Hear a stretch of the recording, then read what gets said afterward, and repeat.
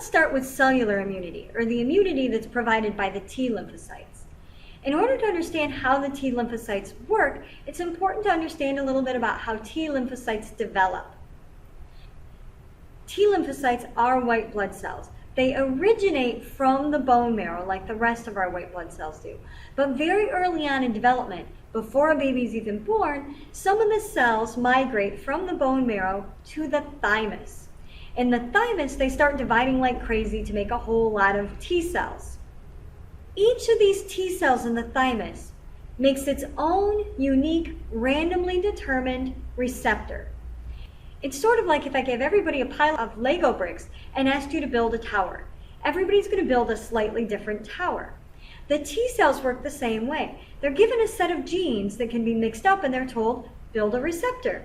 The T cells make their own unique, randomly generated receptors. So all these different T cells in the thymus have different receptors. The receptors have the ability to bind to antigens. By making a whole group of T cells that have all different receptors, this gives the body the ability to bind to many different types of pathogens. Now the downside is that some of those receptors are going to have the ability to bind to self-antigens. So we need to test the T cells before we can use them.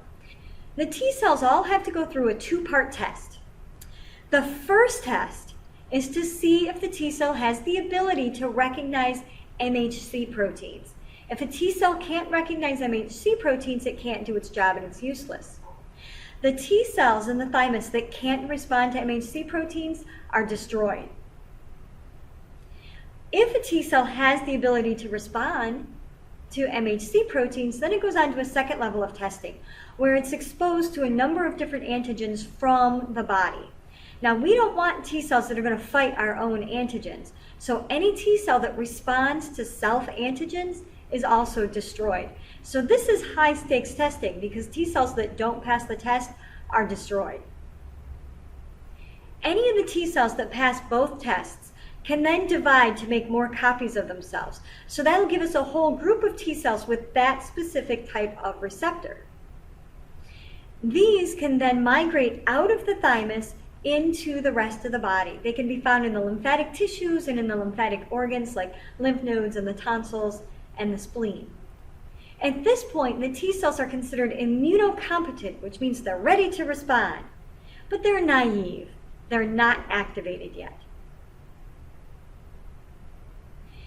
Now these immunocompetent, naive T cells go out into the body and they just sort of wait. They're not going to do anything until they are activated. They have to be activated by being exposed to the pathogen with the antigens that they can bind to. So we don't just activate T cells willy-nilly. We only activate T cells that have the receptors to bind to the specific antigen on the pathogens that are in the body at the time. Now, in order to activate a T cell, we have to have something called an antigen-presenting cell. There are different types of antigen-presenting cells, but what antigen-presenting cells do is they take a piece of a pathogen, they take an antigen from a pathogen, and they display it on their surface. Cells like macrophages or B lymphocytes have the ability to phagocytize or engulf pathogens and then break them down into little pieces, and they display the pathogen antigens on their cell surface connected to an MHC class II protein. Now this is important because without the MHC class II protein next to the pathogen antigen, the immune system cells may think that the antigen presenting cell is dangerous and destroy it. That MHC class II protein next to the pathogen antigen is a name tag that says, look, I have security clearance, I belong here, and I am showing you a pathogen. Do you know how to fight this pathogen? Another type of antigen-presenting cell would be an infected cell or a cancer cell. An infected cell has the pathogen inside it already, and it breaks that pathogen down into some little pieces and shows a piece of it on the surface of the cell. But remember, the normal cells of the body, if they get infected, they don't have MHC class 2 proteins, but they connect that to an MHC class 1 protein. And that's a way of identifying themselves as a sick cell. Look, I'm a cell, I really belong here, but I'm sick with this pathogen. Does anybody know how to fight this pathogen? Cancer cells do the same.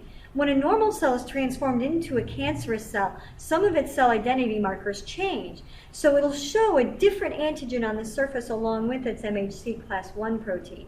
And the immune system cells can recognize that.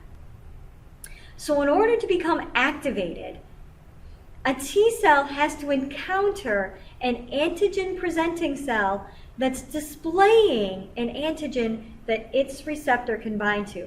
When we find that match, molecules are released that activate the T cell. So when the T cell finds the pathogen antigen on an antigen-presenting cell, we activate that T cell. Activated T cells divide. They divide many times to create a whole army of T cells that have receptors that match that specific pathogen. Once an army of activated T cells has been produced, those T cells can deal with the pathogen. Different types of T cells deal with pathogens in different ways. One important sort of cell is a cytotoxic T cell. Cytotoxic T cells recognize MHC class 1 proteins. That means they're really looking for infected cells or cancerous cells. When an active cytotoxic T cell finds an infected cell that's displaying a pathogen that it knows how to fight, it binds to that infected cell, and then it releases perforins and granzymes.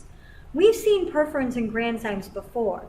Perforins are molecules that form a ring that makes a hole in the cell membrane. So the perforins are going to make a hole in the infected cell membrane. And then granzymes are enzymes that go through the hole and break down proteins in the cell, causing the cell to die. So unfortunately, infected cells that go around looking for a cell to help them are condemning themselves to be destroyed, but it's important to destroy the infected cell because that destroys the infection along with it. Helper T cells work a little bit differently. Helper T cells do not directly destroy pathogens. Helper T cells recognize MHC class 2 proteins. So helper cells are going to be looking for B lymphocytes or macrophages that are displaying pathogen antigens. And when helper cells become activated, they release cytokines. Cytokines are very important molecules for increasing the immune response.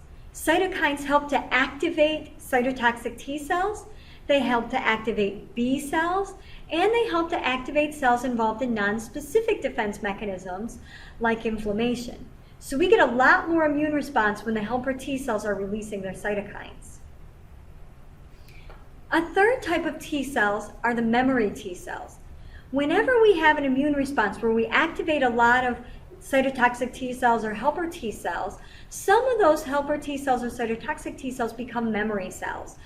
These memory T cells are very long-lived cells that stick around for a long time. They have the ability to recognize the pathogen quickly and really ramp up a much faster response than you would see if you didn't already have memory cells available. A fourth type of T cells works very differently. The regulatory T cells, also called suppressor T cells, are involved in reducing the immune response. So we see a pathogen, we build up big armies of T cells to fight the pathogen. Once the pathogen's gone, we don't need the big army anymore. The regulatory T cells reduce the response. They get rid of all of those extra cytotoxic T cells and helper T cells to reduce the response after the pathogen is destroyed. They're also really important for suppressing the activity of any T lymphocytes that may be able to respond to self-antigens. So we said before that T cells are tested to make sure they don't fight your own antigens, but some of them might still slip through, and those are kept under control by the regulatory T cells.